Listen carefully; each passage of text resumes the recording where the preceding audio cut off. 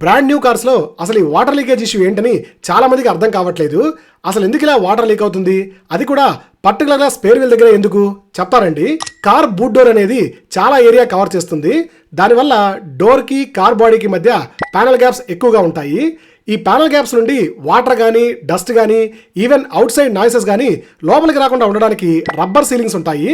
చూసారుగా, ఇలా ఎక్కడైతే డోర్ క్లోజ్ అవుతుందో అక్కడంతా ఈ రబ్బర్ సీలింగ్స్ ఉంటాయి.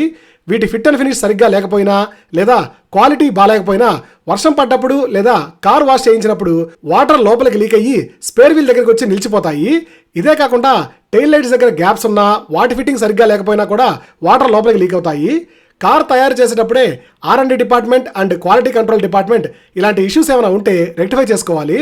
బట్ వాళ్ళకి కొత్త కారు రిలీజ్ చేయడం మీద ఉన్న ఇంట్రెస్ట్ పాత కార్లో వచ్చే ఇష్యూస్ మీద ఉండదు. సో అవేర్నెస్ కోసం ఈ వీడియోని వీలైనంత మందితో షేర్ చేయండి. అండ్ ఇంకా అలాంటి ఇన్ఫర్మేటివ్ ఆటోమొబైల్ అప్డేట్స్ కోసం మన ఛానల్ని తప్పకుండా ఫాలో అవ్వండి.